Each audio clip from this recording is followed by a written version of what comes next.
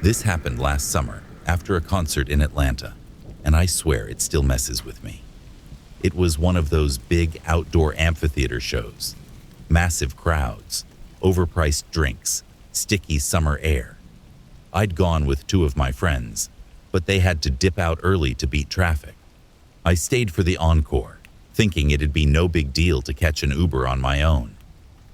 The concert let out around 10:45 p.m., and thousands of people spilled out onto the street at once.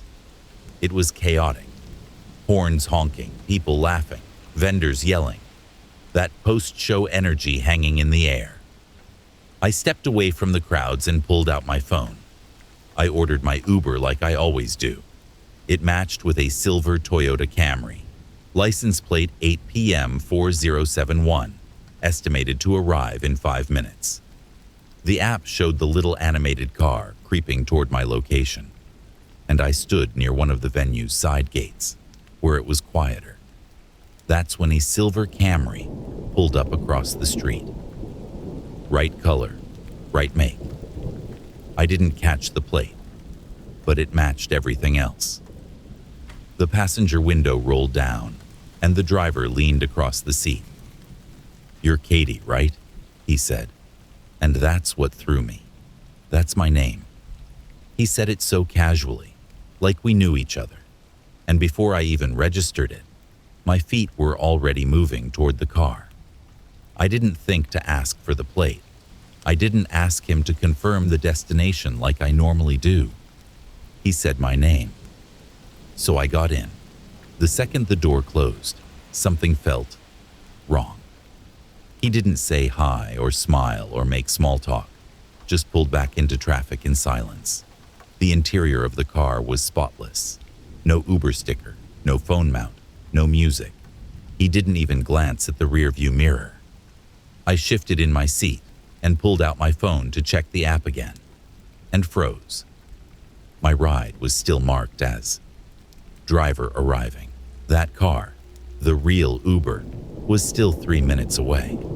I looked up, heart suddenly pounding, and took a better look at the man driving. He wasn't wearing a uniform or lanyard. His face was hard, unreadable. He had one hand on the wheel, the other resting near the gear shift. Calm, focused, like he'd done this before.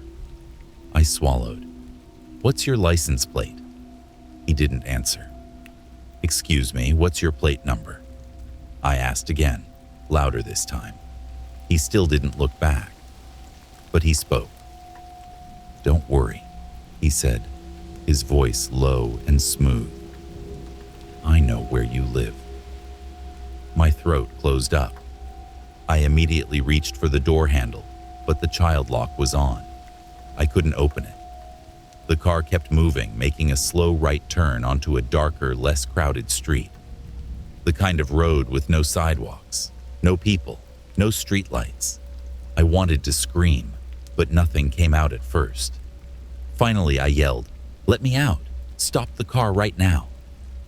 No response. He just kept driving. That's when I saw a red light up ahead. I didn't think, I just acted. I reached forward, leaned over the center console, and yanked the gear shift into park. The car jolted, the engine groaned, and the man snapped. He turned around and tried to shove me back. But that split second was all I needed. I unlocked the door, flung it open, and sprinted into the intersection. I didn't look back. Didn't care if I dropped my phone or my bag. I just ran until I saw a gas station. I ran inside, completely breathless, shaking, and told the clerk to call 911. A few minutes later, a cop showed up. I gave them the description, the route we were on, everything I could think of. They never found the guy. The real Uber pulled up just as the police were talking to me. I showed the officer my app history, and sure enough, the ride was canceled as a no-show. The real driver had never gotten close. What scared me most wasn't just that I got into the wrong car. It was that the guy knew my name. The police think he was watching the crowds. waiting for someone to be alone. He probably overheard someone say my name during the concert. Maybe he watched me order my ride. Maybe he had a fake Uber app open and was scanning for people who matched the car descriptions. All I know is this: if I hadn't checked my phone when I did, or if there hadn't been a red light ahead, I might not be here. Now, I triple-check the plate. Every time. I don't care how busy or loud it is, because I got into a car with a stranger who wasn't my driver, and it almost cost me my life.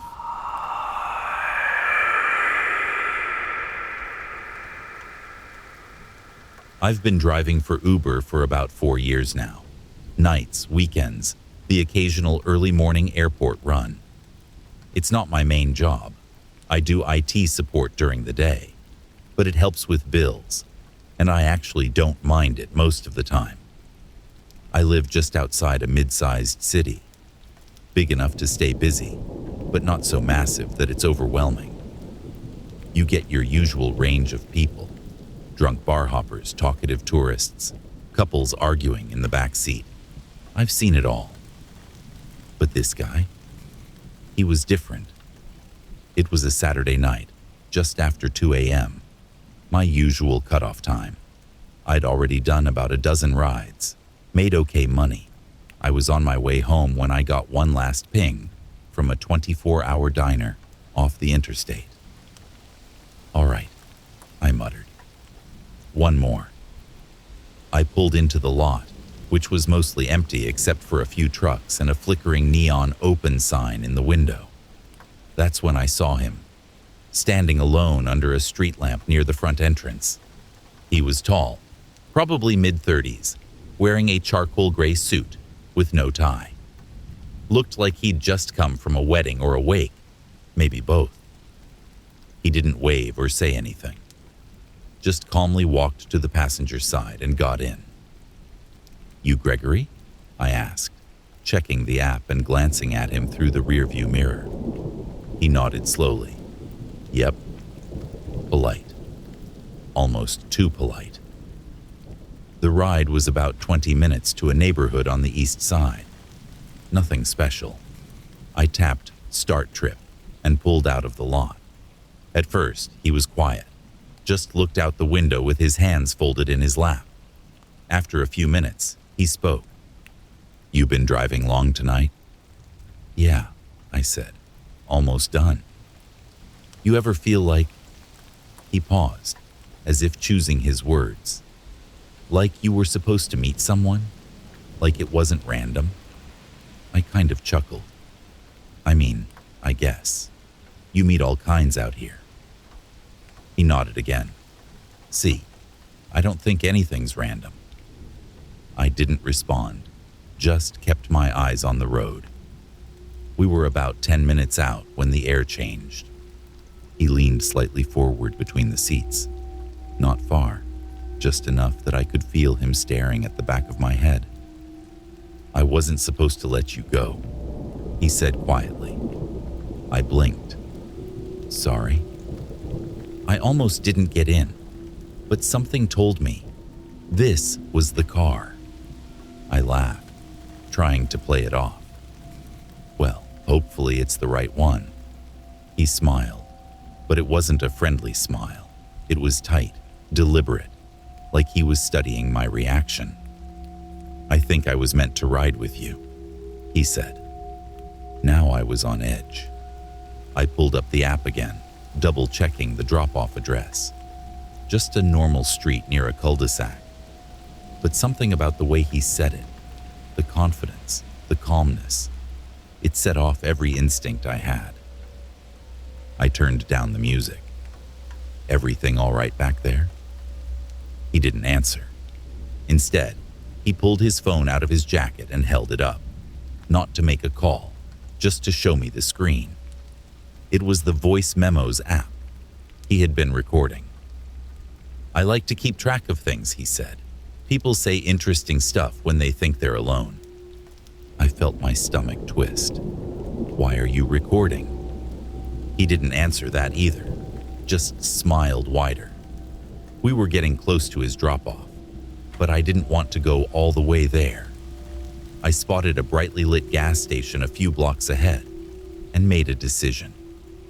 "Hey," I said, trying to keep my voice steady. "I need to stop for gas." "I thought you were almost done for the night," he said. My grip tightened on the wheel.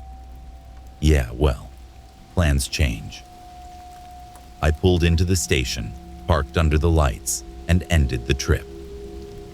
"All right, man. Here you go," I said. "This is as far as I'm going."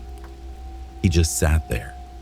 No movement, no protest, just that calm, unreadable stare. "Sir," I said louder, "the ride's over. I need you to get out." He blinked slowly. "It's not time yet." My heart was thudding now. I got out of the car and walked around to his door, opened it, and stepped back. Out. Now. Still, no rush. He slowly slid out of the seat, brushed off his suit, and looked at me one more time. "See you again soon," he said, like it was a promise. Then he turned and walked off into the dark, down a side street, vanishing without a sound. I sat in my car for 20 minutes before I could drive again. I reported the account to Uber, flagged it as suspicious, but I never heard back. Now I keep pepper spray in the side door and a dash cam, recording everything, especially late at night. I don't know what that guy wanted. I don't know if he was dangerous or just messed up in the head, but something about him felt intentional, like I wasn't the first person he'd done that to. And the way he said, "See you again soon." Yeah, I stopped driving after midnight after that.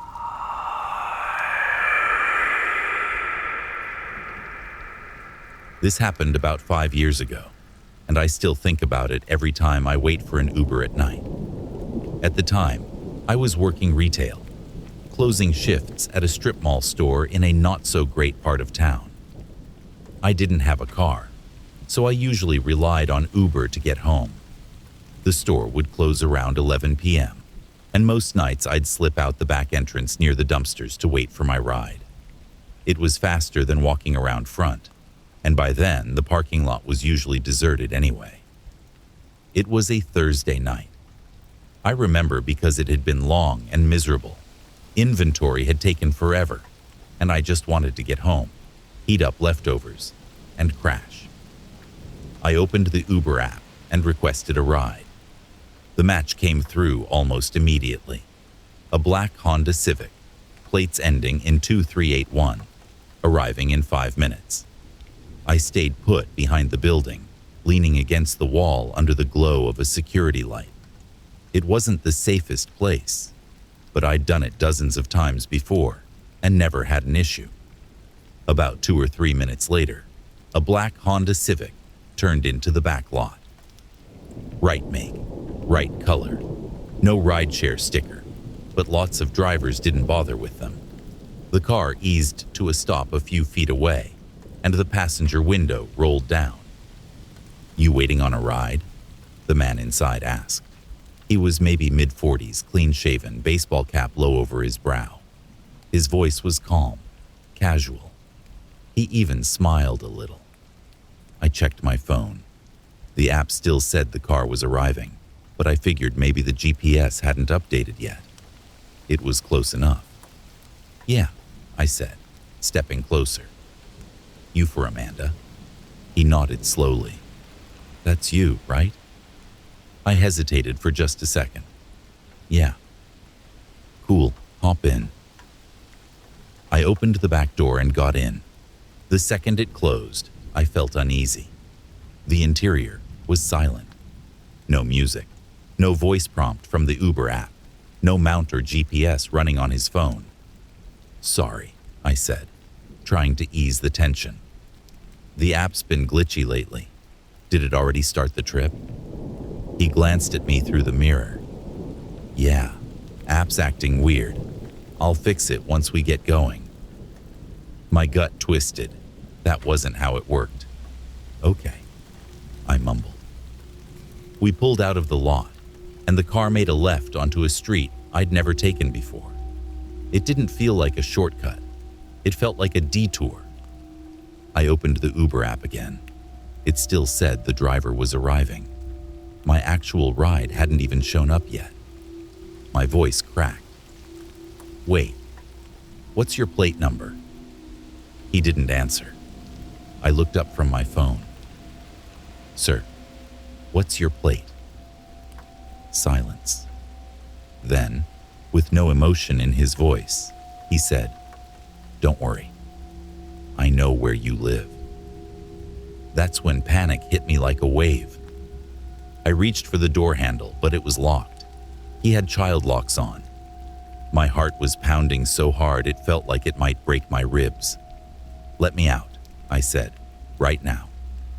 Still no answer. He just kept driving. We passed an abandoned building, boarded windows, a caved-in roof, and the car slowed down. I started kicking the door, screaming, pounding on the window. Let me out. He said, Calm down. You're fine. That's when I remembered what my dad had given me when I moved out. A small emergency window punch. I had laughed when he gave it to me, thought it was overkill, but it was in my purse. With trembling hands, I yanked it out and slammed it into the corner of the passenger window. The first hit cracked it. The second shattered it. He screamed, Hey! And tried to swerve, but I was already halfway out. I kicked the door open with everything I had and rolled onto the sidewalk. My jeans tore, my elbow scraped raw on the concrete, but I was out. I ran, sprinting without direction, lungs burning, chest tight. I didn't look back. I didn't even think, just ran until I reached a gas station about 5 blocks away and collapsed inside. The cashier thought I'd been attacked, called the cops right away. By the time they got there, the man and the car were gone. The real Uber driver called me 5 minutes later, confused why I wasn't at the pickup spot. His name was Nick. His car, also a black Honda Civic, but his plates didn't match. The cops said someone may have been watching the lot, looking for solo riders who matched a ride profile. He probably heard my name when I ordered the ride and used it to bait me into getting in. He never had the app, never had an account. He was just pretending. And if I hadn't remembered that little plastic tool in my purse, I wouldn't have gotten out.